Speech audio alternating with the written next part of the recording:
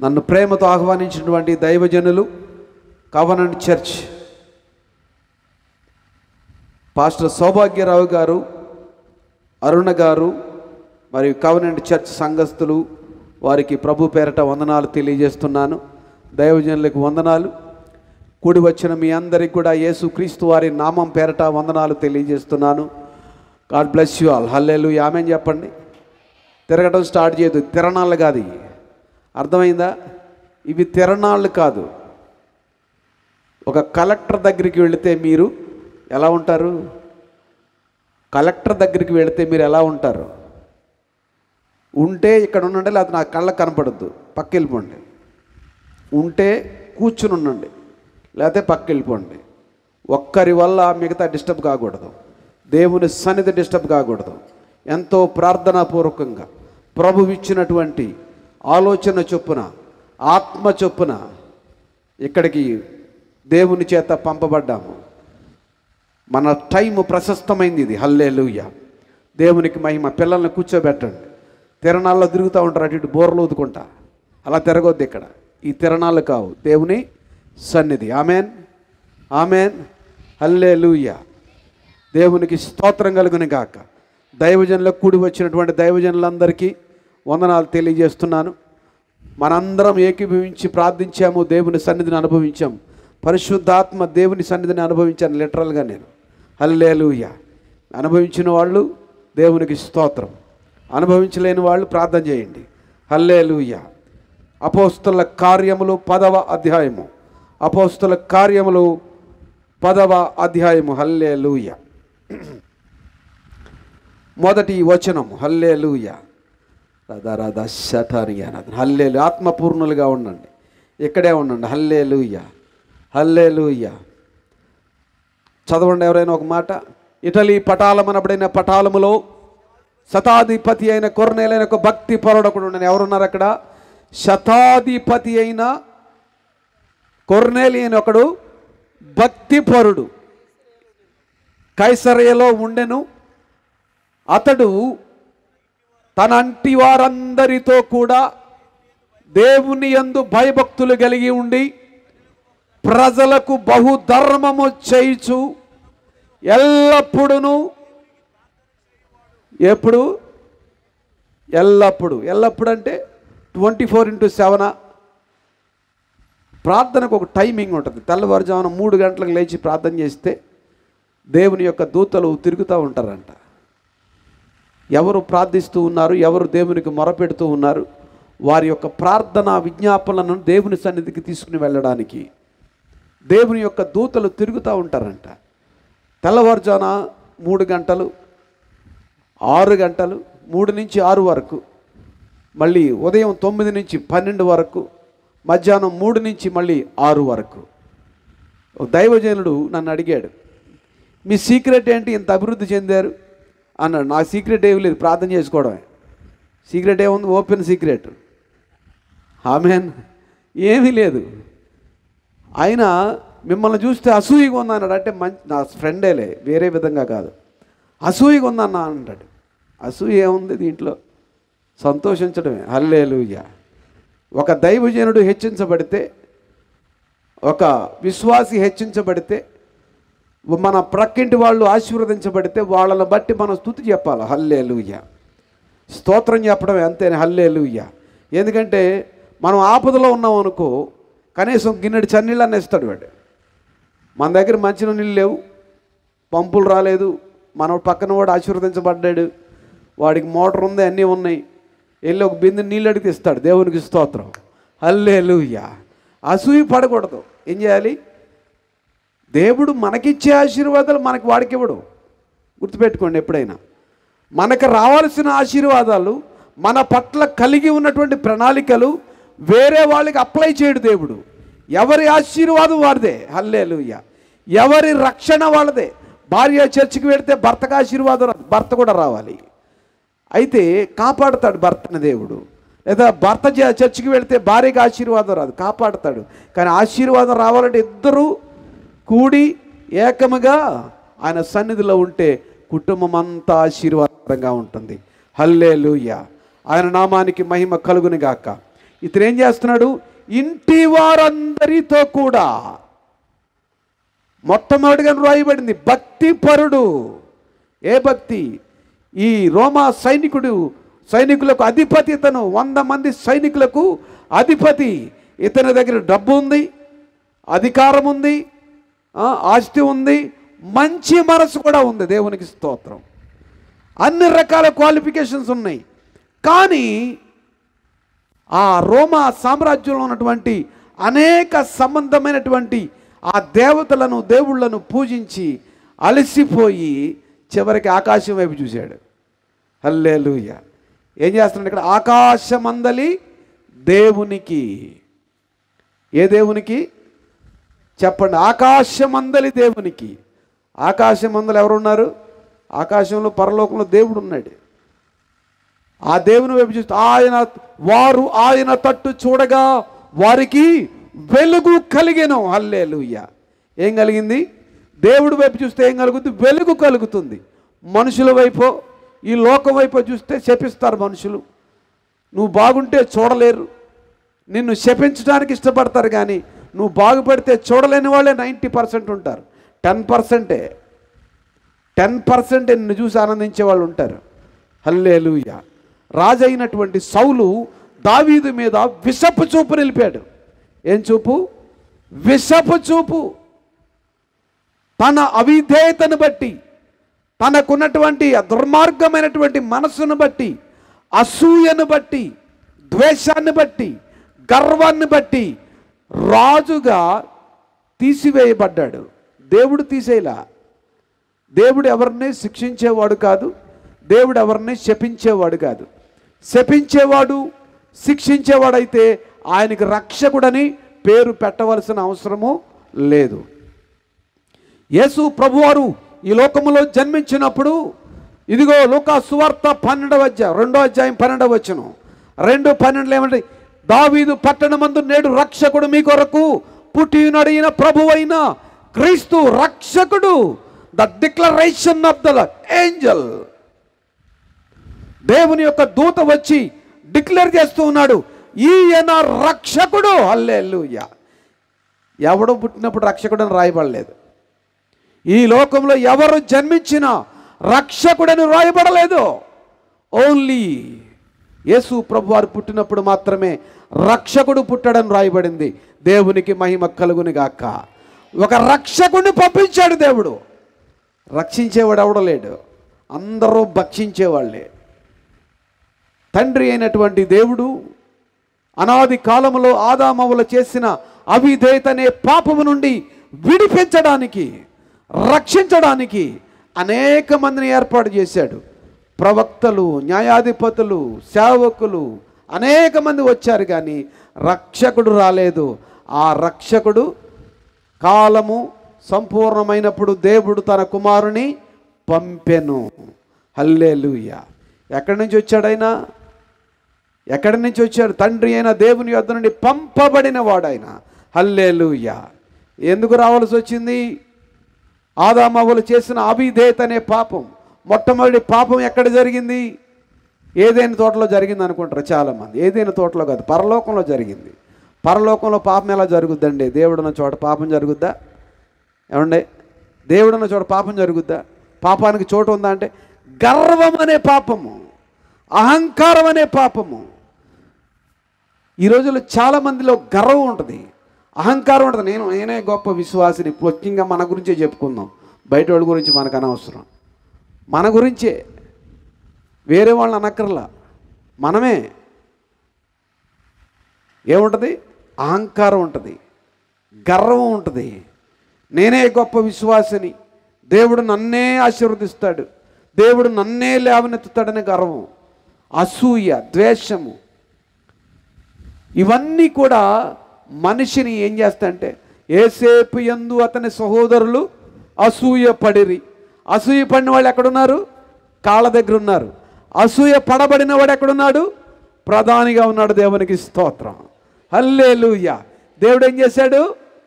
ఏసేపుని, రా నా కుమారుడా. హల్లెలూయా. కానీ ఆశీర్వాదం ఊరుకునే వచ్చిందా?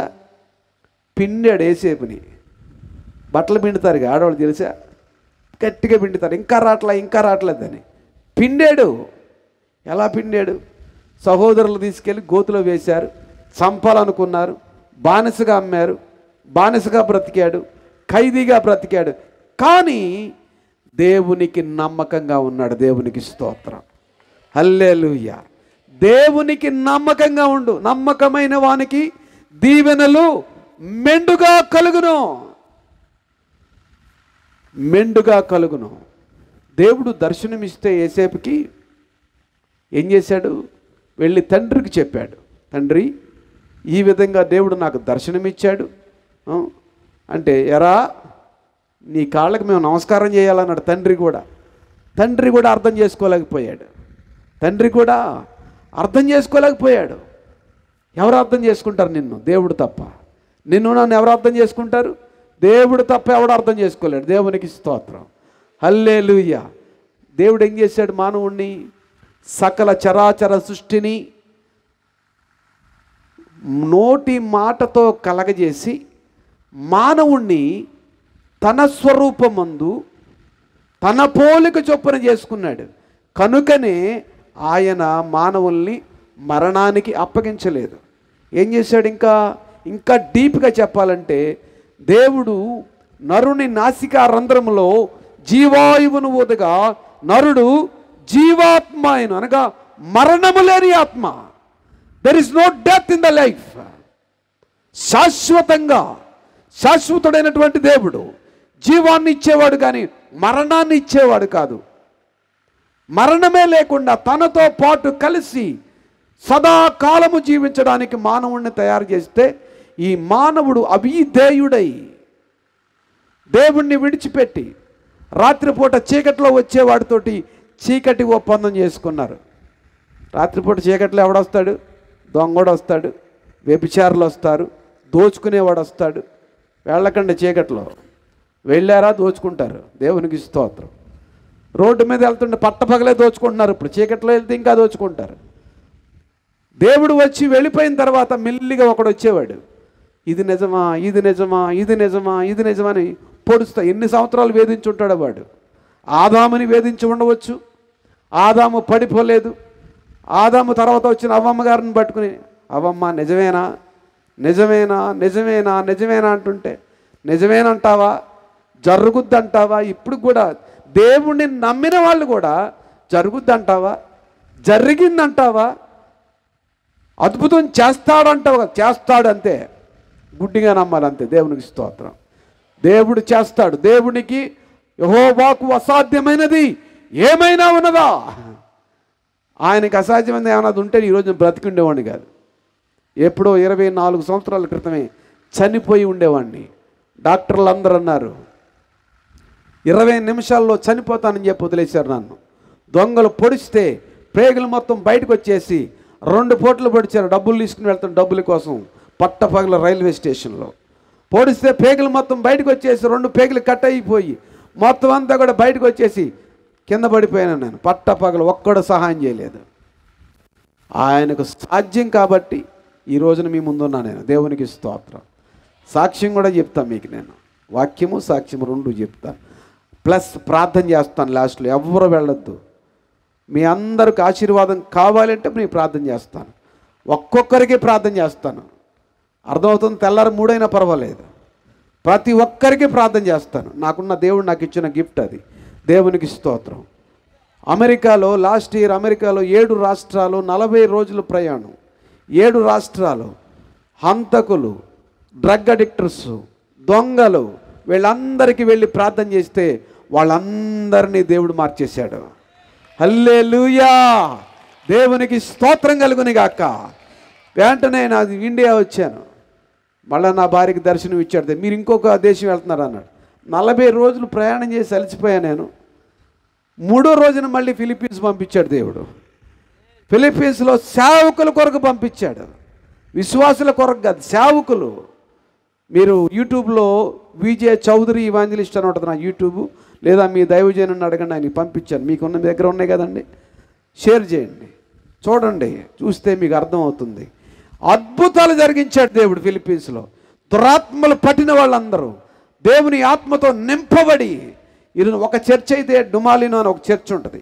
ఆ చర్చిలో అయితే 500 మంది జాయిన్ అయ్యారు. స్తోత్రం చెప్పండి. 500 మంది జాయిన్ అయ్యారు చర్చ్కి. ఇప్పుడు వాళ్ళు చర్చ్ని ఎక్స్పాండ్ చేస్తున్నారు. వాళ్ళు దేవునికి స్తోత్రం. జాయిన్ అయిన వాళ్ళందరూ కూడా అన్యులే, ముస్లిమ్స్ ఎక్కువ. ఒక అమ్మాయిని దేవుడు దయ్యాల నుంచి విడిపిస్తే ఆ కుటుంబాలని దాదాపుగా 110 కుటుంబాలు వచ్చేసినాయి చర్చికి. దేవునికి స్తోత్రం కలుగును గాక. అంతే, వస్తారంతే. దేవునికి స్తోత్రం. దేవుడు కార్యం చేస్తాడు. మీ అందరికీ ప్రార్థన చేస్తాను, ప్రతి ఒక్కరికి ప్రార్థన చేస్తాను. మీరు వెళ్ళిపోవద్దు, భోజనాల కోసం పరిగెట్టవద్దు. ఒకరోజు తినకపోతే చచ్చిపోం మనం. అర్థమైందా? మీకు ఆశీర్వాదం కావాలంటే ఉండండి, శరీరం కావాలంటే వెళ్ళండి. దేవునికి స్తోత్రం. ఏం పర్వాలేదు, నేనేం బతిలాడక్కర్లే మిమ్మల్ని. దేవుడు కావాలంటే నా దగ్గర ఉండండి, భోజనం కావాలంటే అక్కడికి వెళ్ళండి. హల్లెలూయా. సరే, మంచిది. వాక్యంలోనికి వెళదాం. దేవునికి స్తోత్రం కలుగును గాక. హల్లెలూయా. ఏం చేశాడు యేసేపు? ఒకే మాట మీద నిలబడ్డాడు. దేవుడు ఇచ్చినటువంటి దర్శనాన్ని మర్చిపోలేదు. దేవుడు ఇచ్చినటువంటి ఆ దర్శనాన్ని అలాగే పట్టుకున్నాడు. దేవునికి స్తోత్రం. హల్లెలూయా. చెరసాల్లో ఉన్న, బానిసగా ఉన్న దేవుణ్ణి ఏమాత్రం కూడా సనగలేదు దేవుని మీద. కొంతమంది సణుగుతూ ఉంటారు. దేవుడు ఇచ్చినటువంటి ఆ జీవము కలిగినటువంటి దేవుని సన్నిధిని వచ్చి కూడా సణుగుతూ ఉంటారు, గొణుగుతూ ఉంటారు. సంఖ్యాకాండం చూస్తే సణుగుడు కాండం అన్నారు దాన్ని.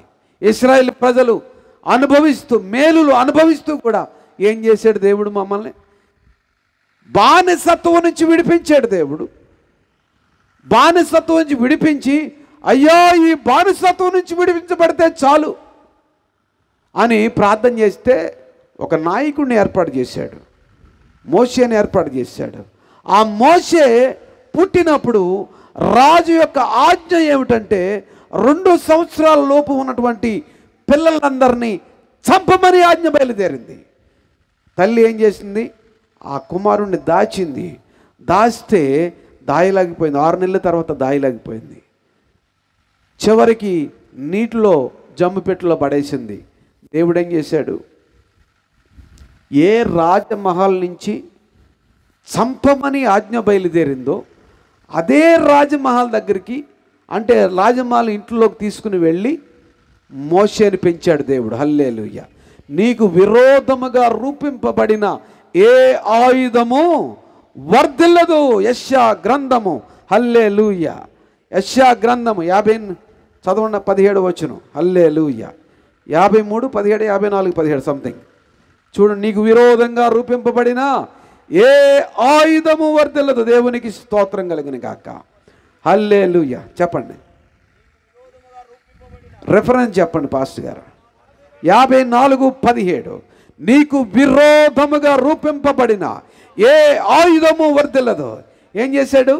ఎక్కడి నుంచి అయితే చంపమని ఆజ్ఞ బయలుదేరిందో అక్కడికే మోషేని తీసుకుని వెళ్ళి రాజకుమార్తె యొక్క కుమారుడిగా పెంచాడు దేవుడు. ఆమేన్. స్తోత్రం చెప్పండి. ఇక్కడే ఉండండి. చల్లగా గాలిస్తున్నాడు దేవుడు, మంచి వాతావరణం ఇచ్చాడు. ఇక్కడే ఉండండి. ఆమేన్ చెప్పండి. హల్లెలూయా చెప్పండి. సైతాన్ గాడు పారిపోతాడు. ఆమేన్. హల్లెలూయా. హల్లెలూయా. ఏం చేశాడు? ఫరో యొక్క కుమార్తె ఆ రోజు స్నానానికి రావడం, వాడు హెబ్రీయుల పిల్లవాడని తెలుసుకుని కూడా వీడు హెబ్రీయుల పిల్లల్లో ఒకడు, ఇతన్ని నా కొరకు నువ్వు పెంచుతావని అడిగితే ఒక దాదిని తీసుకురమ్మంటావంటే తీసుకురమ్మన్నాడు. తల్లినే తీసుకొచ్చింది ఆవిడ. హల్లెలూయా. తల్లి ఒడిలోనే పెరిగాడు. దేవుని యొక్క ధర్మశాస్త్రం మొత్తం నేర్చుకున్నాడు. దేవుడు కలిగి ఉన్న ప్రణాళికను గుర్తించలేకపోయాడు మోషే. ఆ ప్రణాళిక ఏమిటో తెలుసా? తన ప్రజలను విడిపించడానికి దేవుడు ఏం చేశాడంటే చంపబడవలసినటువంటి వాడిని తీసుకుని వెళ్ళి అక్కడ పెంచడం. దాని అర్థం ఏంటి? ఆ ఫరో ముసలివాడై చచ్చిపోతే నెక్స్ట్ రాజు ఎవరు? ఫరో యొక్క కుమార్తె యొక్క కుమారుడే రాజు. హల్లెలూయా. అంటే దేవుడు ఎలాంటి పథకం వేశాడు? దేవుడు మనుషుల్ని తగ్గించేవాడు కాదు. ఆయన తనను తాను తగ్గించుకొని తన జీవితాన్ని మన కొరకు పణంగా పెట్టినవాడు. కానీ మన జీవితాలను పణంగా పెట్టమనేవాడు కాదు ఆయన. మన బలిదానం కోరుకునేవాడు కాదు ఆయన. మన హృదయాన్ని కోరుకునేవాడు. హల్లెలూయా. మన హృదయము ఆయనకు కావాలి.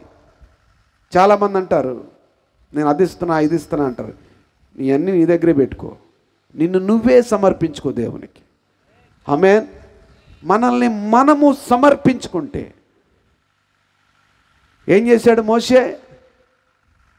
ఒక రోజున బయటకు వచ్చాడు, ఒక ఐగుప్తీయుడు ఒక హెబ్రీయుడు దెబ్బలాడుకుంటున్నారు. అటు ఇటు చూశాడు, ఆ ఐగుప్తీయుని ఒక్క గుద్దుతో చంపేశాడు. మోషేకి మహాకోపం.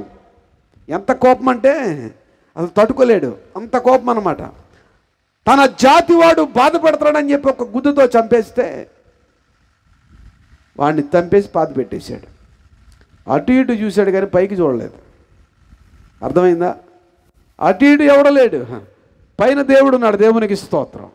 అటు ఇటు చూశాడు కానీ పైకి చూడలా. పైకి చూస్తే ఎవరుంటారు? దేవుడు ఉన్నాడు. దేవుని ప్రణాళిక తెలుసుకోకుండా మోషే తొందరపడ్డాడు. జాగ్రత్తగా వినండి, అర్థం కాదు లేకపోతే మీకు. అటు ఇటు చూస్తున్నారు, పైన దేవుడు ఉన్నాడని చూడలేదు. పైన దేవుడు ఉన్నాడని ఎరగటం లేదు, చూడటం లేదు. ఇష్టానుసారంగా ప్రవర్తించేటువంటి ప్రజలు, ఇష్టానుసారంగా ప్రవర్తించే ప్రవర్తన ఈ తరములో మహాభయంకరంగా ఉంది. ఇప్పుడు జాగ్రత్త. నువ్వు ఎక్కడ ఏం చేస్తున్నా దేవుడు చూస్తాడు. ఆమేన్. నువ్వు ఎక్కడ ఏమి చేస్తున్నా దేవుడు చూస్తాడు. సీసీ కెమెరాలు ఉన్నాయి, దొంగోళ్ళు జాగ్రత్తగా సీసీ కెమెరాలను మూసేస్తున్నారు. సీసీ కెమెరాలో దొరకకపోతే మన పోలీసులు దొరకదు, దేవుడు దొరుకుతారు. హల్లెలూయా. ఏమైంది? చీకట్లో వచ్చేవాడి దగ్గరికి వెళ్ళింది అమ్మమ్మగారు. ఏమైంది? వాడి మాట విన్నది. విన్న వెంటనే ఆదికాండం 3వ అధ్యాయము 6 నుంచి 9 వచనాలు. ఆ స్త్రీ ఆ వృక్షము ఆహారమునకు మంచిదియు వివేకమిచ్చు రమ్యమైనదేనుడు చూచినప్పుడు ఏం చేశాడు సైతాను? ఆ చెట్టునే చూడు చూడు చూడు అంటున్నాడు. మంచే తెలుసు వాళ్ళకి, మేలు చేయటమే తెలుసు, కానీ కీడు చేయటం సైతాను గాడు నేర్పించాడు. మనిషి వాస్తవంగా మంచివాడే, కానీ కీడు చేసేవాడు ఒకడు వచ్చి ఆలోచన ఇస్తాడు. కీడు చేసే ఆలోచన వస్తుంది. ఆ కీడు చేసే ఆలోచన ఇచ్చేవాడు ఎవడు? ఇది నిజమా ఇది నిజమా అని వెంటబడి వేధించి నిజం కాదు అని నిరూపించగలిగాడు వాళ్ళ చేత. కానీ నిజం తనప్పుడు తెలిసింది, తర్వాత తెలిసింది. వాళ్ళు దేవుని యొక్క మహిమను కోల్పోయిన తర్వాత తెలిసింది. ఆ పండు తిన్నది ఏమీ కాల. వెంటనే సైతాను ఏమన్నాడు దేవుడు? ఈ పండు తిన్న దినమున మీరు చనిపోతారని చెప్పి అన్నాడు. కానీ ఆవిడ తిన్నది చనిపోలేదు. చూసావా? నువ్వు చనిపోలేదు, దేవుడు అబద్ధమాడాడు. తీసుకెళ్ళి భర్తకిమ్మన్నాడు. వెళ్ళి భర్తకి ఇచ్చి అతడు కూడా తినెను. అప్పుడు వారిద్దరి కన్నులు ఎప్పుడు చూడండి ఆ మాటలు, ఆదికాండం 3వ అధ్యాయం 6 నుంచి 9 వచనాలు. అతడు కూడా తినెను, అప్పుడు వారిద్దరి కన్నులు తెరవబడిన. ఏం కన్నులు తెరవబడినాయి? ఆత్మ సంబంధమైనటువంటి నేత్రములు మూసుకొని పోయి లోక సంబంధమైన నేత్రములు తెరవబడ్డాయి. చెడుని చూడగలిగారు. వెంటనే దేవుని మహిమను కోల్పోయారు వాళ్ళు. అప్పుడు వారు తాము దిగంబరులమని తెలుసుకొని ఏం చేశారు? అప్పుడు వరకు వాళ్ళు ఏంటి? దేవుని మహిమతో కప్పబడిన వాళ్ళు, దేవుని మహిమతో కప్పబడిన వాళ్ళు. అప్పటి వరకు వాళ్ళు దిగంబరులు కారు. ఎందుకంటే మహిమ కలిగిన దేవునితో కలిసి ఉన్నారు, దేవునితో సహవాసం చేస్తూ ఉన్నారు. వాళ్ళు దిగంబరులు కారు. వాళ్ళు ఎప్పుడు దిగంబరులు అయ్యారు? ఈ పండు తిన్న తర్వాత దిగంబరులని తెలుసుకున్నారు. ఎప్పుడు? దేవుని మహిమను కోల్పోయినటువంటి వాళ్ళు. ఆ మహిమను తిరిగి ఇవ్వడానికి ఏ భేదమును లేదు, అందరూ పాపము చేసి దేవుడు అనుగ్రహించు మహిమను పొందలేకపోతున్నారు. దేవుడిచ్చే మహిమ పొందలేకపోతున్నారు. ఆ మహిమను ఇవ్వడానికి, వాళ్ళు కోల్పోయినటువంటి మహిమను ఇవ్వడానికి, మహిమలో మనలను మరలా నివసింపజేయడానికి మన తండ్రి అయినటువంటి దేవుడు, ప్రభు అయిన యేసు క్రీస్తు వారిని ఈ లోకానికి పంపించాడు. ఆయన నామానికి మహిమ కలుగును గాక. ఆమేన్. స్తోత్రం చెప్పండి. హల్లెలూయా. ఆలోచన చేయండి. ఏమయ్యా ఏం చేసావంటే, ఆదామా నువ్వు ఎక్కడున్నావు అన్నప్పుడు, తోటలోని స్వరాన్ని విన్నప్పుడు నేను భయపడి చెట్టు వెనక దాక్కున్నాను అన్నాడు. చెట్టు వెనక దాక్కున్నాడంట, భయపడ్డాడంట. అంతకుముందు భయం ఉందా? దేవుని మాట వినినప్పుడు భయం ఉందా? ఏం జరిగిపోతుంది? ప్రతి వాళ్ళకి భయం. సంఘానికి వస్తారు, దేవుని సన్నిధికి వస్తారు, అన్నిటికీ భయమే. నువ్వు భయపడితే దేవుణ్ణి అవమానించినట్టు. నీవు భయపడితే దేవుడు చెయ్యలేడు, దేవుడు చేతగాని వాడు, దేవుని వలన ఏం కాదు అన్నట్టు నువ్వు భయపడితే. సైతానికి భయపడ్డావా? సైతాన్ని పెట్టే శోధనలకు భయపడ్డావా? నువ్వు దేవుణ్ణి అవమానించినట్టు. చంపుతావా? చంపు, పర్వాలేదు. అందుకని యోబు అంటాడు, ఆయన నన్ను చంపినను నేను ఆయన్ను స్తుతించదను, నేను ఆయన కొరకు బ్రతుకుతానంటాడు. హల్లెలూయా. ఒక్క రోజులోనే మొత్తం పోయినాయి. అందరికీ తెలుసు స్టోరీ ఇది. కానీ ఒక తీర్మానం చేసుకున్నాడు, ఒక నిబంధన చేసుకున్నాడు. ఒక నిబంధన. ఆ నిబంధన ఏమిటంటే దేవునిని దూషించకుండా ఉండడం, దేవుని మీద ఆధారపడి ఉండడం. సర్వశక్తుడగు దేవుడు నన్ను సజీవుడిగా నిలబెడతాడన్నాడు. దేవునికి స్తోత్రం కలుగును గాక. హల్లెలూయా. నువ్వు దేనికైనా భయపడితే నీ జీవితంలో, బైబిల్ గ్రంథంలో 365 సార్లు భయపడొద్దని రాయబడి ఉంది. ఒక్కసారి అనుకోండి, ఒక్కసారే సైతానికి అడిగే అవకాశం. కానీ 365 సార్లు నీకే అవకాశం. భయపెట్టేవాడు వైపు ఉంటావా? భయము నుంచి విడిపించేవాడు వైపు ఉంటావా? అర్థమైందా మీకు? భయపెట్టేవాడి వైపు ఉంటారా? భయము నుంచి విడిపించేవాడి వైపు ఉంటారా? మీ చేతుల్లో ఉందంతే. నేను భయపడుతున్నాను అంటే నువ్వు వాడి వైపు ఉన్నట్టు. లేదు, యెహోవా యందలి భయభక్తులు కలిగి ఉండుట బహుధైర్యము పుట్టించును. హల్లెలూయా. మీకు అర్థమవుతుందా తెలుగు? ఏదో చెప్పండి, స్తోత్రం చెప్పండి, హల్లెలూయా చెప్పండి, ఏదో ఒకటి చెప్పండి. ఎందుకు నీరసంగా ఉన్నారు? దేవునికి స్తోత్రం కలుగును గాక. Be filled with the holy spirit. దేవుడిని కృప ఏంటంటే 5 భాషలు ఇచ్చాడు దేవుడు నాకు. మీరు అందరూ తెలుగోళ్ళే కదా, నా భాష మీకు అర్థమవుతుందా? దేవునికి స్తోత్రం. ఎందుకంటే క్లియర్గా తెలుగు ఎవడో మాట్లాడలేడు. దేవునికి స్తోత్రం కలుగును గాక. హల్లెలూయా. భయపడతాను అంటే ఎవడేం చేయలేడు, దేవుడు కూడా ఏం చేయలేడు. రేపేం జరుగుద్దో అని భయం, తెల్లవారు లేస్తామో లేదో అని భయం, ఉద్యోగం ఊడిపోతుందని భయం, పంట చేతికి వస్తో రాదో అని భయం. ఒక సహోదరుడు ఇక్కడ, ఇది ఒంగోలే కదా, ఇక్కడి నుంచి కోలలపూడి అని ఉంటుంది. ఇటు కోలలపూడి. కోలలపూడి దగ్గర శివాజీ అనే ఒక సహోదరుడు ఉన్నాడు. 2012-13 సంథింగ్. అక్కడ నీళ్లు లేవు, బోర్లు వేస్తే నీళ్లు పడట్లేదు. సరే, ఆ శివాజీ అయినటువంటి సహోదరుడు విశ్వాసి, వేరే పాస్టర్ గారు దానిల్ గారు అని ఉంటాడు కదా, ప్రార్థన చేశాను. వెళ్ళి ప్రార్థన చేస్తుంటే దేవుడు నాకు చూపించిందంటే కొండ ఉంది, ఇలా కొండ ఉంటే బోరు ఆ కొండ మీద వేయమన్నాడు దేవుడు. కిందేస్తేనే నీళ్ళు పడట్లేదు పాస్టర్ గారు, కొండ మీద వేస్తే నీళ్ళు ఎలా వస్తాయండి, మీరు భలేవాళ్ళండి బాబా అన్నాడు. అది కొత్త విశ్వాస పాపం, తెలీదు. నువ్వు భయపడుతున్నావా, భయభక్తులు కలిగి ఉన్నావా అన్న? నువ్వు భయపడుతున్నావా, యేసు ప్రభుని నమ్ముతున్నావా చెప్పన్నా. నమ్ముతున్నాను అన్నాడు. పూర్తిగా నమ్ముతున్నావా అంటే అండి అన్నాడు. మళ్ళీ అంతేకాదు, నువ్వు పూర్తిగా నమ్మితే నేను దేవుడు నాకు చెప్పిన చోట నువ్వు బోరయ్యి అక్కడ వేపించి బోరన్నా. సరే, ఇక నన్ను మాట కాదనలేక అక్కడ బోర్ వేయించాడు. 150 అడుగుల్లో నీళ్ళు బండి. స్తోత్రం చెప్పండి. 150 అడుగుల్లో కొండ మీద నీళ్ళు బండి. చుట్టుపక్కల 150 ఎకరాల్లో ఎన్ని బోర్లు, 300, 400, 500, 1000 అడుగులు కూడా వేశారు. నువ్వు నీళ్ళు పడల. దేవునికి స్తోత్రం. దేవుని యొక్క నోటి మాటను దేవుని సేవకునికి ఇచ్చి దేవుడు ఏం చేస్తాడంటే స్థిరపరుస్తాడు దాన్ని. అందుకనే దేవుడు యెహోవాను నమ్ముకొనుడి, ఆయన సేవకులను నమ్ముకొనుడి. అమ్ముకోవక్కర్లా. స్తోత్రం చెప్పండి. యెహోవాను నమ్ముకుంటే అమ్ముకోనివాడు ఏది కూడా. అప్పుల పాలైపోయి భారమైపోయి జీవితాల్ని భారం చేసుకుని అన్నీ అమ్ముకుని నడి రోడ్డు మీద పడిపోయే వాళ్ళు ఎంతోమంది ఉన్నారు. వాళ్ళందరినీ విడిపించేవాడు ఆయన. హల్లెలూయా. దీనులను దరిద్రులను లేవనెత్తి సింహాసనం మీద కూర్చొనబెట్టేవాడు ఆయన.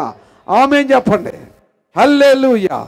ఆయన పేరు ఆశీర్వదించేవాడు, ఆయన పేరు మేలు చేసేవాడు, ఆయన విసుకక నిత్యము మేలు చేసేవాడు. హల్లెలూయా. మనమన్నా విసుకుంటాం ప్రార్థన చేయడానికి కదా, దేవుడు విసుకోడు. నువ్వేం అడిగితే సింపుల్గా ఒక మాట చెప్తాను మీకు. యేసు ప్రభువు వారు చెప్పింది, నా యందు మీరును మీ యందు నా మాటలను నిలిచి ఉన్న ఎడల మీకు ఏది కావాలో, హల్లెలూయా. పిల్లలు ఏం కావాలో మీకు అడగండి, దేవుడు ఇస్తాడు. ఆమేన్. నా సండే స్కూల్ పిల్లలు వెంకటేశ్వరరావు ఒకడు ఉండేవాడు. ఇటు రారా, నువ్వే రారా, రారా, తొదగా రారా, నడుపుతావేంట్రా, దా నిన్నే రా అన్నది నేను, వాడు కాదు, నువ్వే రా. హల్లెలూయా. కరెక్ట్గా ఇంటి పైకి రా. హల్లెలూయా. వీడంత హైటే ఉండేవాడాడు. నేనేం చేయలేరా, నేను కంగారు పడకరా, ఇంతే ఉండేవాడాడు. వాడు అన్నాడు, నేను పరిచర్య ప్రారంభించిన క్రొత్తలో, సండే స్కూల్ పరిచర్య ప్రారంభించిన 2003వ సంవత్సరంలో 2 పిల్లలతో ప్రారంభించిన 6 నెలల్లో 80 మంది పిల్లలను చేశాడు దేవుడు. సంవత్సరంన్నరలో 300 మంది సంఘం. అద్భుతాలే, అన్నీ అద్భుతాలు జరుగుతూ ఉన్నాయి అంతే. ఆమేన్. హల్లెలూయా. అయితే దేవుడు ఏం కావాలో నీకు ఇస్తాడరా అన్న. వాడు అన్నాడు, అన్నా నేను ఒకటి అడుగుతా అన్నాడు. అడగమన్నా. నేను ఫ్లైట్ ఎక్కాలి, ఎక్కిస్తాడా దేవుడు అన్నాడు. ఎక్కిస్తాడు నాన్న అన్న. వాడు అన్నాడు, నేను నూజివీడులో ఉన్నా, అప్పుడు నూజివీడులోనే ఫ్లైట్ ఎక్కాలి అన్నాడు. నేను అన్నాను, నూజివీడులో ఎక్కిస్తాడు దేవుడు అన్న. అంటే వాడు అన్నాడు, అన్నా నీకు పిచ్చోడు, నువ్వు పాస్టర్వే కానీ నీకు తెలివి లేదు, నూజివీడులో ఎయిర్పోర్ట్ లేదన్నా, దేవుడు ఎక్కించడు అన్నాడు. సరే నువ్వు మళ్ళీ వచ్చే వారం రారా, నేను సమాధానం చెప్తాను నీకు అన్నాను. వాడు వచ్చే వారం వచ్చాడు. ఈ లోపు నేను ప్రార్థన చేశాను. ఇంతే ఉంటాడు కరెక్ట్గా, కొంచెం పళ్ళు ఎత్తుకుంటాడు అంటాడు. వీడు బాగానే ఉన్నాడు. హల్లెలూయా. అయితే వాడు వచ్చాడు. దేవుడు అన్నాడు, వాడిని ఇక్కడే ఫ్లైట్ ఎక్కిస్తాను అన్నాడు. నూజివీడులో ఎయిర్పోర్ట్ లేదు, ఇప్పటికీ లేదు, ఇక్కడే ఎక్కిస్తానన్నాడు దేవుడు. ప్రభువా, వాడు కానీ ఫ్లైట్ ఎక్కకపోతే నా పని ఖాళీ. హల్లెలూయా. ప్రార్థన. దేవుడు ఇచ్చిన వాగ్దానం చెప్పాను, ఎక్కిస్తాడు దేవుడు అన్నాను. దేవునికి స్తోత్రం. అయితే ఎక్కిస్తాడు అన్నాను. మళ్ళీ అదే మాట అన్నాడు. అన్న ఇక్కడ ఎయిర్పోర్ట్ లేదు, నువ్వు పిచ్చోడు అన్నాడు. అరే నేను పిచ్చోడు అనే మాట మాట్లాడకు, నేను ప్రభువు కొరకు పిచ్చోడిలాగా బ్రతుకుతున్నాను. దేవునికి స్తోత్రం. ఆడికి తెలుసు మా స్టోరీ అంతా, మా చుట్టాలు వచ్చిన రావడం అంతా చూసి. అయితే నెక్స్ట్ మండే వాడు స్కూల్కి వెళ్ళాడు. స్కూల్కి వెళ్ళిన తర్వాత ఎన్సీసీలో, ఇంత హైట్ ఉంటాడు కదా, ఎన్సీసీలో సెలెక్ట్ చేశారు వాడిని. వైజాగ్ నుంచి ఎన్సీసీ ఫ్లైట్స్ వచ్చినాయి. నూజివీడు మార్కెట్ యార్డ్ గ్రౌండ్ ఒక 150 ఎకరాలు ఉంటుంది, అక్కడ దిగినాయి ఫ్లైట్స్ అవి. ఆ ఫ్లైట్ని ఎక్కించుకుని వాడిని తీసుకెళ్లారు, వైజాగ్ తీసుకెళ్లారు. హల్లెలూయా. దేవుడు వాగ్దానము చేసిన వాడు నమ్మదగిన వాడు. గట్టిగా స్తోత్రం చెప్తాం. హల్లెలూయా. తన సేవకుని యొక్క మాటను రూఢిపరిచేవాడు ఆయన. హల్లెలూయా. థ్యాంక్ యూ నాన్న, వెళ్ళు. హల్లెలూయా. దేవునికి మహిమ కలుగుని గాక. వాగ్దానము చేసి నెరవేర్చేటువంటి వాడు, తన సేవకుల యొక్క మాటను దృఢపరిచేవాడు, ఆయన బిడ్డలను స్థిరపరిచేవాడు ఆయన. ఆమేన్. హల్లెలూయా. ఆశ్చర్యపడక్కర్లా, ప్రాణమే ఇచ్చేశాడు. ఆశీర్వదించడా దేవుడు? ప్రాణం ఇచ్చాడు ఆయన. ప్రాణం కంటే ఏమైనా ఉందా? ఒక ప్యాకెట్ బ్లడ్ ఇవ్వండి పారిపోతున్నారు అందరూ. పేషెంట్ చచ్చిపోతున్నాడు, ఒక ప్యాకెట్ బ్లడ్ ఇవ్వండి అంటే, అమ్మో నా బ్లడ్ ఇస్తే నేను చచ్చిపోతాను. నువ్వు ప్యాకెట్ బ్లడ్ ఇచ్చినంత మాత్రం నువ్వు ఏం చనిపోవు. రక్తం, కొత్త రక్తం వస్తుంది. ఇంకా ఎవరైనా అవసరతలు ఉంటే ఇవ్వండి బ్లడ్, అంటే మొత్తం ఇచ్చేయద్దు, మీరు పోతారు మళ్ళీ. దేవునికి స్తోత్రం. హల్లెలూయా. పాస్టర్ గారు మీటింగ్లో బ్లడ్ ఏమన్నారు, నా బ్లడ్ అంతా తీసుకో అంటారు కొంతమంది తెలియక. ఒక ఆవిడ అంది, అందరినీ పరలోకం తీసుకెళ్తానంటున్నావు, పరలోకంలో ప్లేస్ ఉండదు అంటావని అడిగింది. మా తల్లి. అందుకని అందరి కొరకు ప్రార్థన చేయట్లేదయ్యా, నేను మా ఊరి కొరకే ప్రార్థన చేస్తున్నాను, మా సంఘం కొరకే ప్రార్థన చేస్తున్నాను. ఎంత అమాయకులు ఉన్నారో మనోళ్ళు. హల్లెలూయా, హల్లెలూయా. ప్రియ సహోదరి సహోదరులారా, మనకు విరోధంగా రూపింపబడిన ఏ ఆయుధము వర్ధిల్లదు.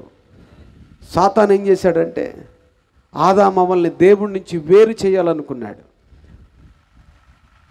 నేను పడిపోయాను ఇక్కడికి, దేవుడు నన్ను పడగొట్టేశాడని వాడు కంప్లైంట్ చేస్తున్నాడు. వాడే పడిపోయాడు, గర్వించాడు. గర్వం వాడిని పడగొట్టింది. పడగొట్టబడిన వాడు ఏం చేశాడు? మానవుల్ని దేవుడు తన స్వరూపమందు తన పోలిక చొప్పున చేసుకున్నాడని ఈ మానవులని ట్రాప్ చేయగలిగితే దేవుడు నా మాట వింటాడు, నేను చెప్పినట్టుగా వింటాడని చెప్పి ఏం చేశాడు? మానవుల్ని ట్రాప్ చేశాడు. ఇది నిజమా, ఇది నిజమా అని ట్రాప్ చేసి వాళ్ళని పడగొట్టేశాడు. మానవులు దేవునికి దూరం అయిపోయారు. అప్పుడు అంటాడు, ఈ పిల్లల్ని నేను దొంగిలించాను, నా మాట వినన్నాడు. కానీ దేవుడు ఇంకో ప్రణాళిక వేశాడు.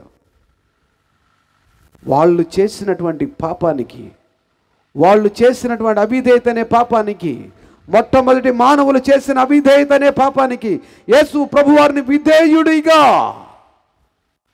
మొట్టమొదటి ఆదాము పాపము చేసి చెట్టు వెనక దాక్కుంటే కడపటి ఆదామైన యేసు ప్రభువారు అదే చెట్టునెక్కి అనగా సిలువనెక్కి ఆ పాపానికి ప్రాయశ్చిత్తం చేశాడు. దేవునికి స్తోత్రం కలుగును గాక. హల్లెలూయా. సైతాను గాడు వేసిన ప్రణాళిక అంతా కూడా ఫెయిల్ అయిపోయింది. ఇదేంటి, నేను వీళ్ళని బలి చేద్దాం అనుకుంటే దేవుడు తన కుమారుణ్ణే బలిగా అర్పిస్తున్నాడు. సర్వ పాపాలని పరిహరించడానికి ప్రభు అయిన యేసు క్రీస్తు వారిని ఈ లోకానికి వాగ్దానము చేసి ఆ వాగ్దానాన్ని ఆయన నెరవేర్చాడు. దేవునికి స్తోత్రం. మనుషులు రకరకాల మాటలు చెప్పి, రకరకాల ఆలోచనలు చెప్పి మనుషుల యొక్క మాటలను మార్చేసుకుంటారు. అప్పుడేదో చెప్పాంలే, ఇప్పుడు జరగదంటారు. దేవుడు మోషే పట్ల ప్రణాళిక కలిగి ఉన్నాడు. ఆ ప్రణాళికను మోషే నెరవేర్చలేకపోయాడు. వెంటనే మోషేని తీసుకెళ్ళి 40 సంవత్సరాలు ట్రైనింగ్ ఇచ్చాడు. అరణ్యంలోకి తీసుకెళ్ళి ట్రైనింగ్ ఇచ్చాడు. సేవకులు వినకపోతే ఏమవుద్ది? ట్రైనింగ్ ఇస్తాడు దేవుడు, వినేంతవరకు ఇస్తాడు దేవుడు. అందుకనే బైబిల్ కాలేజీ బీడీ అంటారు దాన్ని. బైబిల్ కాలేజీ ట్రైనింగ్లో, మా బైబిల్ కాలేజీలో భయంకరం. మాకు పెట్టే భోజనం కుక్కలు కూడా తినవు. అటువంటి భోజనం పెట్టేవాళ్ళు. పెట్టి కటికి ఎండలో తిప్పేవాళ్ళు. పోస్టర్లు అంటించండి రా అనేవాళ్ళు. ఒక రోజుకి 15 ఊర్లు నడిచి తిరగాలి. ఒక ఆయన అన్నాడు, మీకేంటంటే పాస్టర్ గారు ఆడి కారులో తిరుగుతున్నారు అన్నాడు. ఎంత పని చేస్తే ఆడి కారులో తిరుగుతున్నావు వాడికి తెలియదు. పోస్టర్లు అంటిస్తూ ఉంటే చేతులు కోసుకుని పోయాయి. మా వార్డెన్ అనేవాడు, వార్డెన్ గారు చేతులు కోసుకుపోయినాయి అంటే, అరే నోరు మూసుకుని పోస్టర్లు అంటించరా. యేసు ప్రభువారు నీ కొరకు రక్తం కార్చాడు రా. యేసు ప్రభువారి యొక్క శరీరము దున్నబడిందిరా.